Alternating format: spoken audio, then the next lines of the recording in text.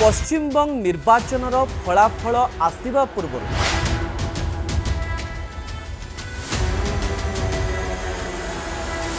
पश्चिमबंगर Bharatiya Janata party कार्यालय भितर किछि भित्तिरी खबर सामना को आसुछि।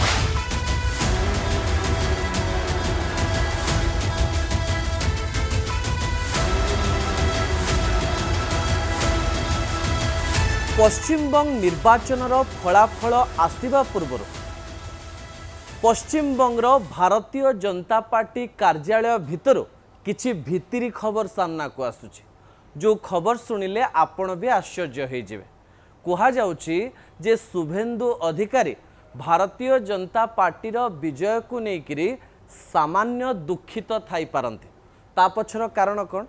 विभिन्न एजेंसी एवं विभिन्न गणमाध्यम ए खबर को लोकमानंक सामना को आणुचंती।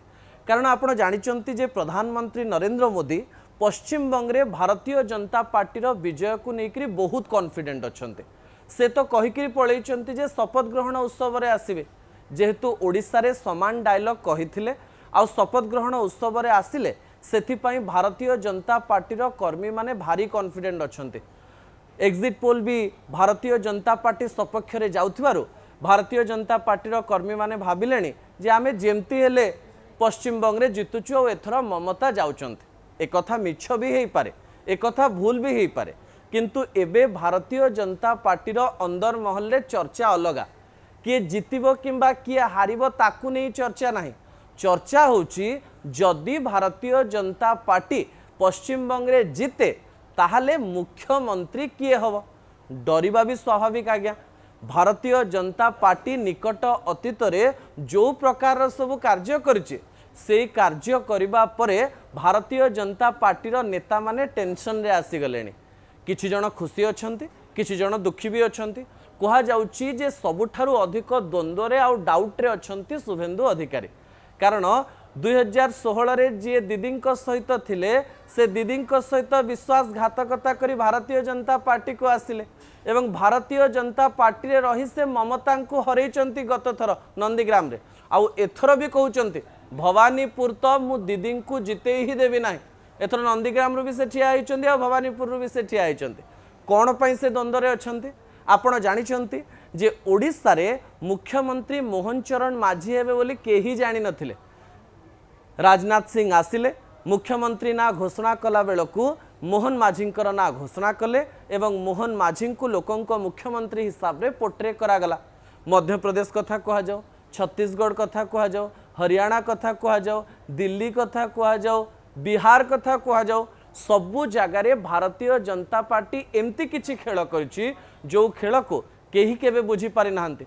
आमे तो केबे भाबी नथिलो जे मध्य प्रदेश रे शिवराज सिंह चौहान मुख्यमंत्री हेबे नाही, केंद्र को जिबे आ केंद्र मंत्री हेबे।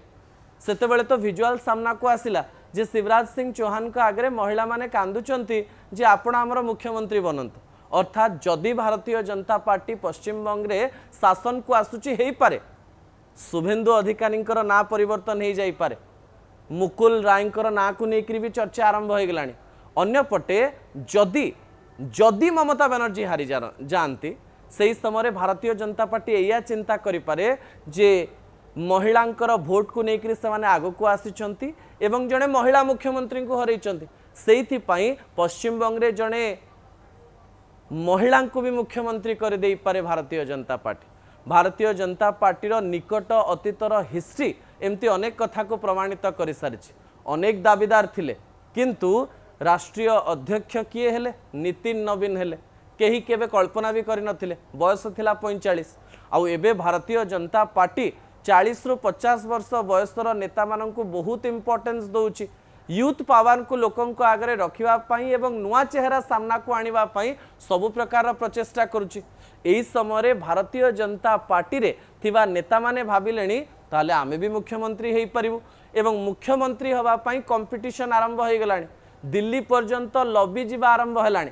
रिजल्ट न बाहरणु नेतांकर एई सब कथा समस्त को द्वंद्व पकई देइछि एवं सेइथि पई शुभेन्दु अधिकारी टिके दुखित अछंती। जदि भारतीय जनता पार्टी जिते तांको उपमुख्यमंत्री कर दिया जीवनी तो तांको केवल मंत्री पद दिया जाय संतुष्ट करा जीवनी तो ए समस्त कंथा ताक मन को आसुछि। किंतु 4 तारिख फलाफल आसवाई जाऊँगी भारतीय जनता पार्टी जदि न जितुची ताहले यह भारतीय जनता पार्टी एक बड़ हार हम जदि भारतीय जनता पार्टी एथर जितुची ताहले गोटे बड़ विजय बोली कह जाई पारे जहाकू अंग बंग कलिंग नारे से माने सेलिब्रेशन करुचंते जे अंग भी नहींचु कलिंग भी नहींचु बंग भी नवा पई जाउछु 4 तारिख दिन 2टा समय देखा हेबा एवं से दिन जना पड़िबो जे भारतीय जनता पार्टी जितुची कि नाही एवं जदि जितुची तार 3 रु 4 दिन परे किए मुख्यमंत्री हो